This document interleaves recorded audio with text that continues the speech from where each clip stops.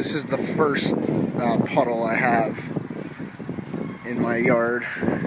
It's also extends a little bit into the neighbor's yard.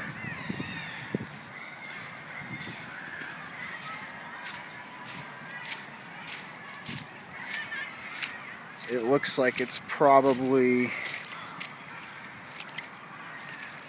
4 inches maybe at its deepest, maybe. No, probably 2 to 3 inches deep. And it's got that barrier right there that seems to be doing it a disservice. It does extend quite a ways over there though. It's probably 35-40 feet across. Probably what, 20 feet, 15 to 20 feet wide.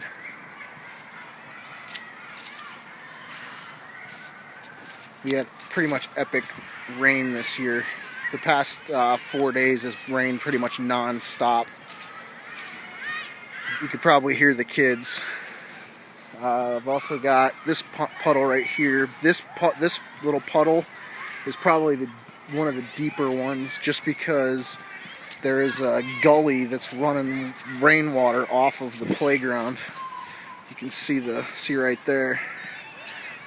It's a pretty steady stream of water. Obviously it's not raining now, so it's not as heavy, but they still have a puddle right there that's probably a couple inches deep. It was up 3 or 4 more inches even just 4 or 5 hours ago. And then this puddle's probably the deepest puddle. It's ankle deep, at least where I'm at. Glad I bought wading shoes. And it's pretty big. It's not as big as the first one in terms of size, area, but volume it's definitely bigger. It's from about right here all the way over and around, coming up around that. And this area looks like it's been built up pretty good. Like they intentionally put cinder blocks to flow some of the water, so I'm thinking of digging this deeper to make this puddle smaller in area. Dig down, I'm thinking in this area right here primarily, but slope it down into that direction and shrink the size of this pond or puddle hopefully by half.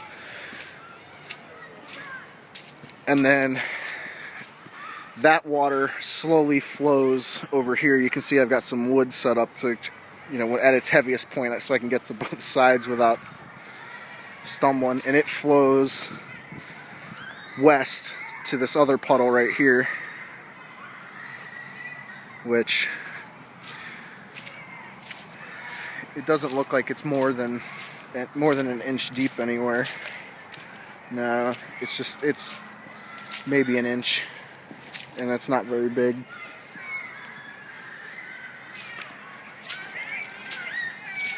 So I'm doing some tree removal. This tree is going to be gone. This tree is going to be gone. There's a row of mulberry right here. Those are going to be gone. We are keeping the spruce. Hopefully they thicken out with removing these all the crap around it. That is a wild cherry tree that's dead. That's coming out. I'm hoping the wood is still salvageable from a carving perspective, because that would be some fantastic looking wood. I mean, even just looking at the color of the trunk, it's a very attractive tree.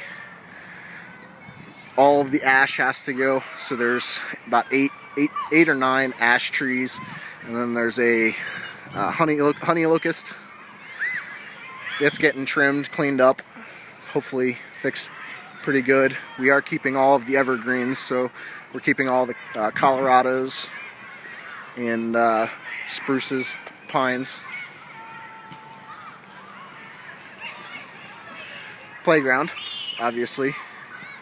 And then this is the second drainage area, I guess, of the playground. It starts pooling up.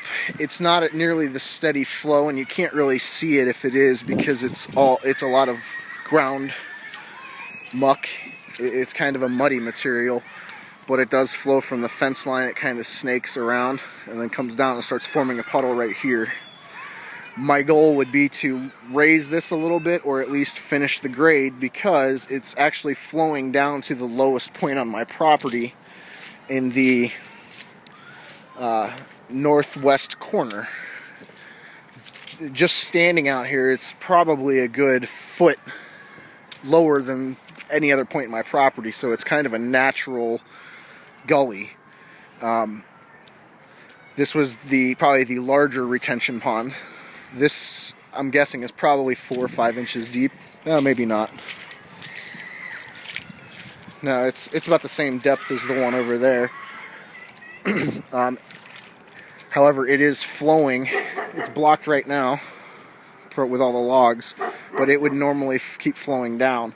I would like to keep it off of the property line and dig this out so it's more of a pond, or it pools in a smaller area but deeper, where it can soak up, and I don't try to avoid as much of that as possible.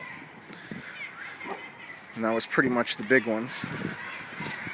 From back here, I was thinking of making a ditch, running a ditch from the road all the way back here to this pond.